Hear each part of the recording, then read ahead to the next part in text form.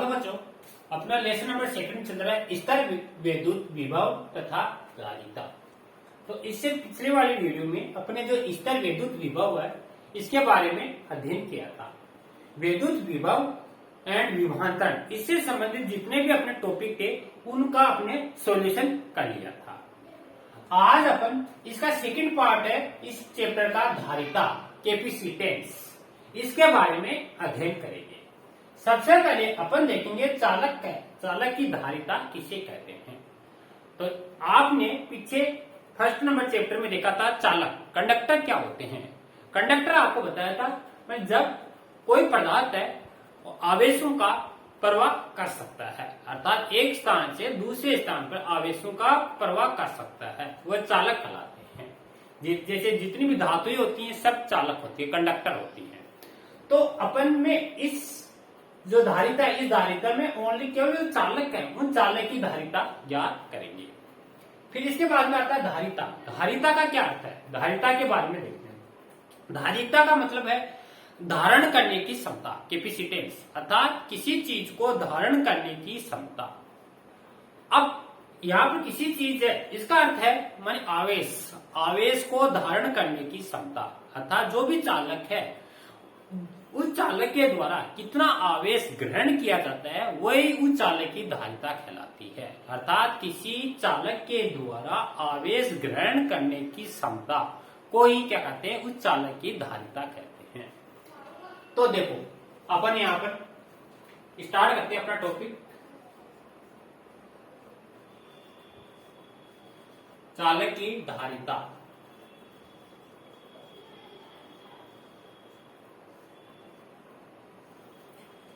इसको बोलते हैं कैपेसिटी ऑफ कंडक्टर।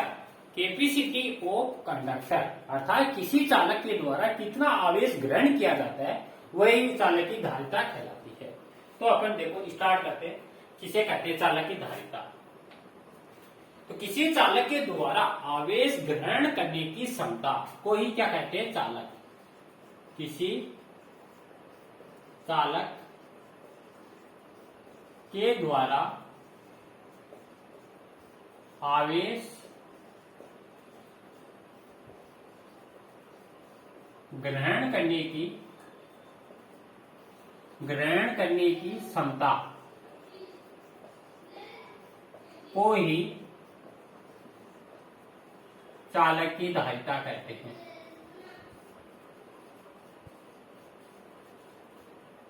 धारिता कहते हैं। ये थे बच्चों इसके वही टेक्निक। किसी चालक के द्वारा आवेश ग्रहण करने की क्षमता को चालक की धारिता कहते हैं। दूसरी बात आपको ये याद रखना है, किसी चालक को दिया गया आवेश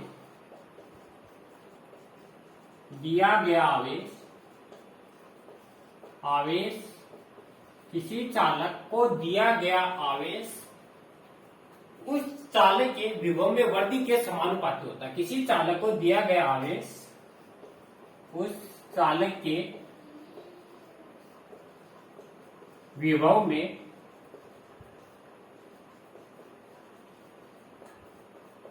वृद्धि के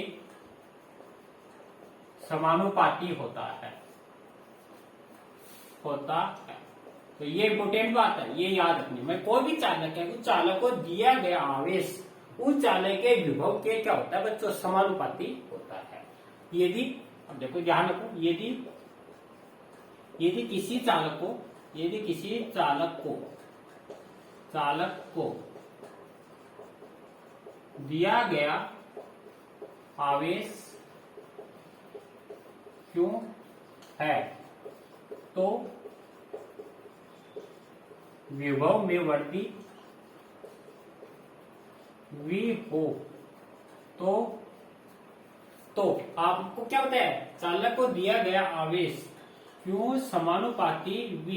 किसी चालक को दिया गया आवेश उसके विभव में वृद्धि के समानुपाती होता है। और क्यों बराबर इसको बैलेंस करेंगे तब लगाते हैं CV। अब C क्या है यहाँ पर, C समानुपाती स्थिरांक है, समानुपाती स्थिरांक। तो समानुपाती स्थिरांक है, इसी को बोलते हैं, सी को चालक की धारिता, चालक की धारिता, इसी को बोलते हैं चालक की धारिता। अब यहां से देखो चालक की धारिता की परिभाषा निकालना चाहिए, तो कैसे निकालेंगे बच्चों?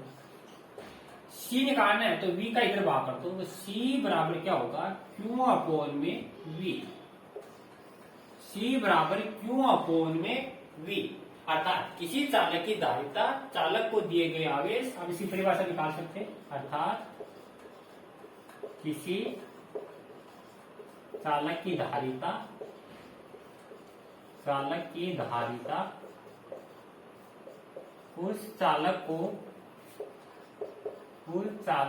को दिए गए आवेश तथा उसके विभव में हुई वृद्धि के अनुपात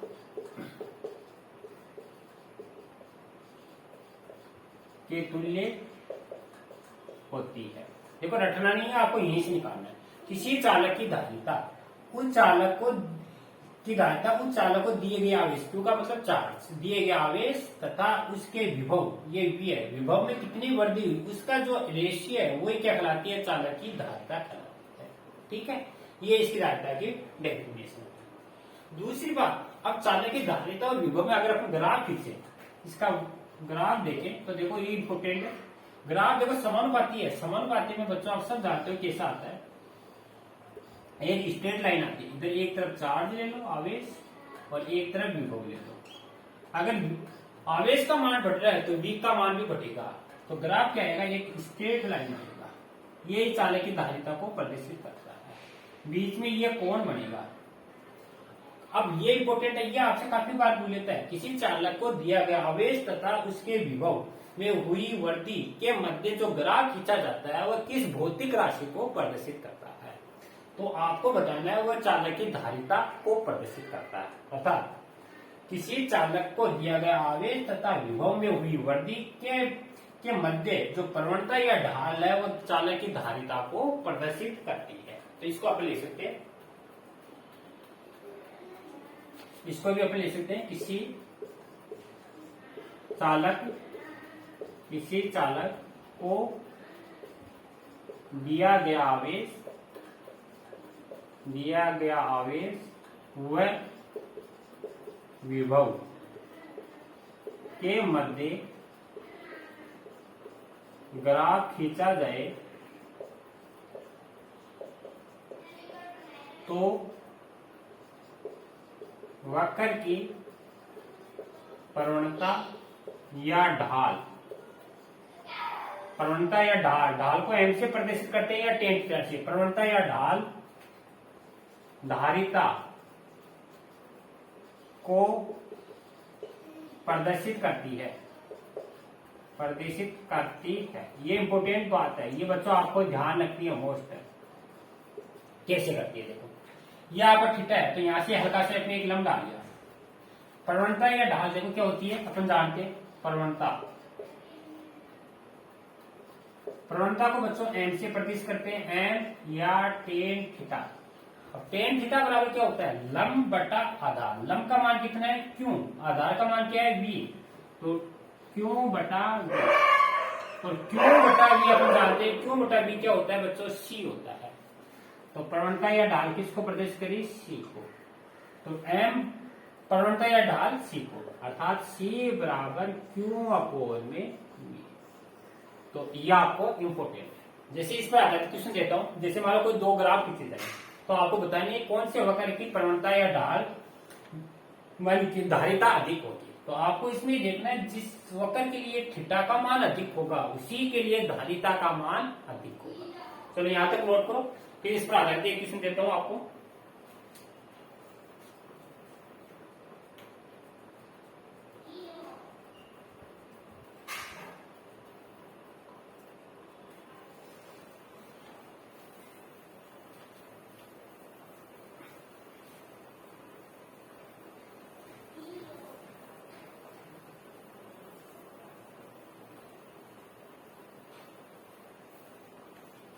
चलो जैसे क्वेश्चन है बच्चों, जैसे कि आपका एक ग्राफ, एक तरफ विभव ले लो, विभव में वृद्धि हो रही है, और दूसरी तरफ चार्ज ले लो, आवेश, आवेश के मान में क्या हो रही है, वृद्धि हो रही है। अब इसमें आपको कोई दो धातुएं, एक धातु ए है और दूसरी धातु आपकी क्या है, बी है। ये दो धातु है आपकी। अब इन दोनों धातुओं के लिए आपको देखना है, ये जो पहली धातु है इसके लिए कोण है θ1 और ये जो धातु है इसके लिए कोण θ2। तो आपके एग्जाम क्वेश्चन इस तरह का आता है कि दो धातु दे रखी है आपको ए और बी, उन दोनों धातुओं के लिए आपको ये बताना है क्यू और बी में एक वक्र खींचा गया है, तो कौन सी धातु की धारिता अधिक होगी और कौन सी धातु की धारिता कम होगी, तो कैसे ज्ञात करोगे। तो अब देखो बच्चों, इस ग्राफ में θ1 का मान θ2 से क्या है, ज्यादा है, क्योंकि θ2 तो इतना है, ये θ1 ज्यादा है। अब अपन प्रवणता ढाल निकालते हैं तो tan में निकलती है, और tan में क्या रहता है, जो 45 डिग्री है, बट tan का मान 0 से जो अपन 90 तक चलते हैं तो कोण का मान बढ़ता है, तो उसकी वैल्यू भी बढ़ती रहती है, अर्थात tan θ1 ग्रेटर देन है tan θ2 से, इसका मान बढ़ता है, पर कोण बढ़ेगा तो tan की वैल्यू भी बढ़ती जाएगी, इसलिए tan θ1 ग्रेटर देन है tan θ2। अब अभी अपने प्रवणता देखी थी, प्रवणता क्या थी अपने, tan θ बराबर क्यू अपॉन में v, और क्यू अपॉन v क्या था, c। अब देखो यहाँ पे अगर θ1 लेंगे तो tan θ1 बराबर क्यू अपॉन में v बराबर c1, इसी तरह tan θ2 बराबर क्यू अपॉन v बराबर c2। अभी हमने देखा बच्चों tan θ1 ग्रेटर देन है tan θ2, तो c1 ग्रेटर देन होगा c2, अर्थात धातु जो फर्स्ट है, धातु A की धारिता, धातु A की धारिता C1 ग्रेटर देन होगी धातु B की धारिता से, अर्थात जो धातु A है इसकी धारण करने की क्षमता धातु B की धारण करने की क्षमता से अधिक होगी, अर्थात इसकी धारिता B से क्या होगी, अधिक होगी। तो इस तरह आपको क्वेश्चन सोल्व करना है। अब इसके बाद में अपन जो धारिता है इसके मात्रक विमा देखते हैं, मात्रक और सूत्र देखते हैं। मात्रक है C बराबर क्यू अपॉन में V, C बराबर क्यू अपॉन में V। देखो इस फॉर्मूले से अपन इसका मात्रक निकालते हैं। आवेश क्या होता है, आवेश का कूलाम होता है, विभव का वोल्ट होता है, तो मात्रक होगा इसका बच्चों कूलाम अपॉन में वोल्ट, या इसको लिख सकते हैं कूलाम प्रति वोल्ट। तो कूलाम प्रति वोल्ट है, इसी का एक एसआई मात्रक है, इंपोर्टेंट है, याद रखना, एसआई मात्रक, एसआई मात्रक, ये आपका फेरड, बस फेरड से इसको व्यक्त करते हैं। एक सीजीएस मात्रक भी होता है, सीजीएस क्या होता है, स्टेट फेरड, ये इसका सीजीएस मात्रक है, ये भी इंपोर्टेंट है, ये भी याद रखना। तो इसमें कई बार पूछ लेता है, एक फेरड है ये किसके बराबर होता है, 3 इंटू 10 की पावर 12 फेरड के, सॉरी स्टेट फेरड के।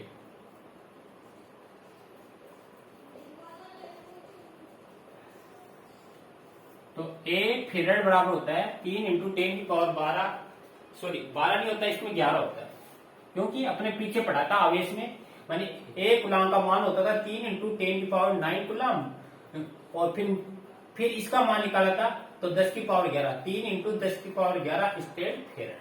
ठीक है, ये अपने फेरड का मान देख लिया। अब इसके अन्य मात्रक भी होते हैं, वो भी आपको याद रखना है। अन्य मात्रक क्या होता है, जैसे 1 मिली फेरड, तो 10 की पावर मिली में आ रहा है तो माइनस के 3 फेरड। 1 माइक्रो फेरड 10 की पावर माइनस में 6 फेरड। 1 नैनो फेरड 10 की पावर माइनस में 9 फेरड। 1 पिको फेरड 10 की पावर माइनस में 12 फेरड। इस तरह आपके चलते जाते हैं, ये अन्य मात्रक है, ये भी याद रखने हैं। इसके बाद में आपको इसकी विमा देखनी है। विमा देखो कैसे निकालोगे, ऊपर आवेश है नीचे विभव है, तो देखो क्यों, V का मान आपने देखा है, V बराबर क्या होता है, पीछे V बराबर W अपॉन में क्यू, रख दो। तो V बराबर W अपॉन में क्यू, नीचे से ऊपर जाएगा तो क्यू स्क्वायर अपॉन W। आवेश है, आवेश की अपन जानते हैं A1 T1, स्क्वायर है तो स्क्वायर लगा दो। कार्य की होती है बल बराबर होता है कार्य बराबर होता है बल इंटू विस्थापन M1 L2 T की पावर -2। अब देखो सही तरह से इसको जमाते हैं, तो इसको अपन लिखते हैं। तो देखो क्या आता है, ये ए की पावर स्क्वायर टी की पावर स्क्वायर, ये माइनस के दो है, माइनस के दो ऊपर जाएंगे तो प्लस के हो जाएंगे, और ये माइनस के हो जाएंगे। एम माइनस 1 एल की पावर -2 टी की पावर 4 ए की पावर 2, ये इसकी विभव होगी। और राशि देखो, राशि क्या बच्चों, ये अदिश राशि है, क्योंकि इसमें कोई डायरेक्शन नहीं होती है इसलिए अदिश राशि है। फिर इसका मान और याद रखना, और किस पर निर्भर करती है, निर्भरता इंपोर्टेंट है, ये याद रखना। जो धारिता है, चालक की धारिता इस पर निर्भर करती है। तो पहली बात तो देखो, चालक की धारिता है चालक को दिए गए आवेश तथा विभव पर निर्भर करती है। यानी एक है चालक को दिए गए आवेश पर, दूसरी करती है चालक के विभव में वृद्धि पर, ठीक है। तीसरी करती है जिस माध्यम में आपने रख रहा है माध्यम की प्रकृति पर, माध्यम की प्रकृति पर। तो ये भी आपको याद रखनी है, तो यहां तक नोट करना। फिर एक फ्लड की डेफिनेशन निकालते हैं, वो भी इंपोर्टेंट है।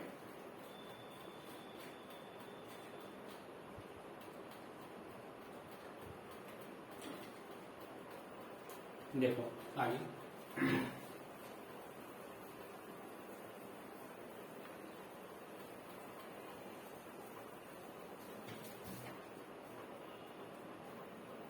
अब अपने अभी देखिए धारिता क्या थी, धारिता थी C बराबर Q अपॉन में V।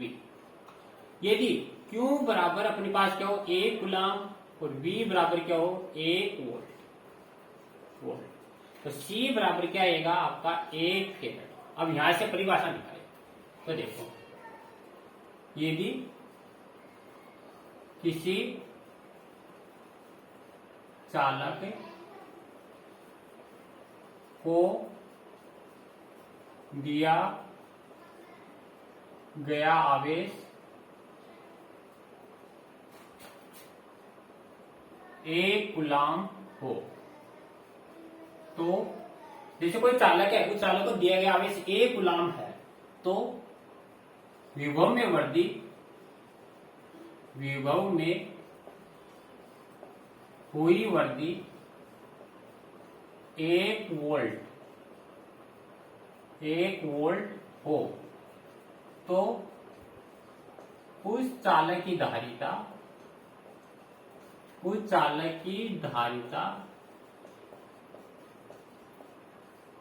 1 फेरेड कहलाती है।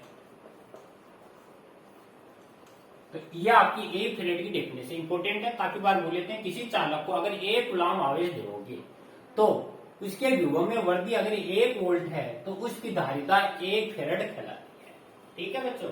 इसके बाद में एक अपन छोटा सा टॉपिक है विलगित गोलीय चालक की धारिता। विलगित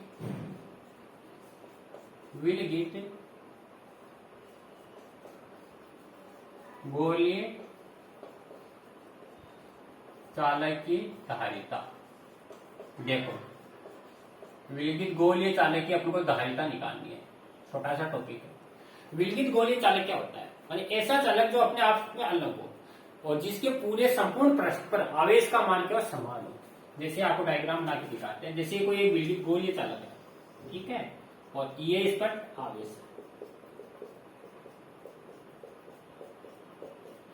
क्यों आवेश इसके पृष्ठ पर स्थित है, ये हमारे इसका केंद्र है और ये इसकी रेडियस है।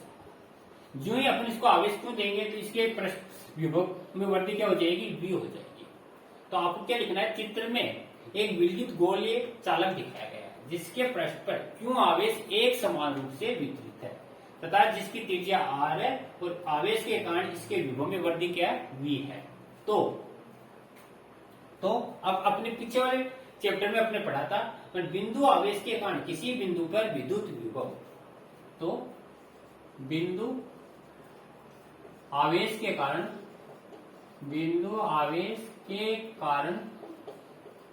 विभव ये अपने पढ़ लिया था। v बराबर था k Q 4 pi epsilon not और q अपॉन में r, इक्वेशन नंबर 1। ये पिछले वाले वीडियो में अपन देख चुके थे। अब धारिता की परिभाषा लगा दो। अच्छा, धारिता है C बराबर Q अपॉन में V, equation number 2। Equation number 1 से इक्वेशन नंबर 2 में वैल्यू रख दो, तो C बराबर Q और V की जगह आप रखोगे 1/4 पाई एप्सिलॉन नॉट और Q अपॉन में R। Q से Q कैंसिल हो जाएगा, ये जो नीचे है नीचे से ऊपर चला जाएगा, तो C बराबर 4 पाई एप्सिलॉन नॉट और R। अर्थात कोई भी चालक है उसकी धारिता उस चालक के क्षेत्र रेडियस पर क्या करती है, डिपेंड करती है। ठीक है, अगर ये जो गोली चालक किसी माध्यम में रख रखा है, माध्यम के लिए बच्चे अपने पढ़ चुके हैं, माध्यम के लिए क्या होता है, एप्सिलॉन बराबर एप्सिलॉन नॉट एप्सिलॉन R होता है। तो माध्यम में देखो, ये तो निर्वात की विद्युतशीलता है, तो माध्यम में क्या होगा धारिता, Cm बराबर 4 पाई, अब एप्सिलॉन है, एप्सिलॉन नोट की एप्सिलॉन बराबर होता है एप्सिलॉन नोट एप्सिलॉन R। तो माध्यम के लिए अपन इसको रख सकते हैं बच्चों, हाँ देखो, तो इसको अपन लिख सकते हैं एप्सिलॉन और एप्सिलॉन R। ठीक है, और कैपिटल R, ये अपने किसी माध्यम के लिए रख लिया।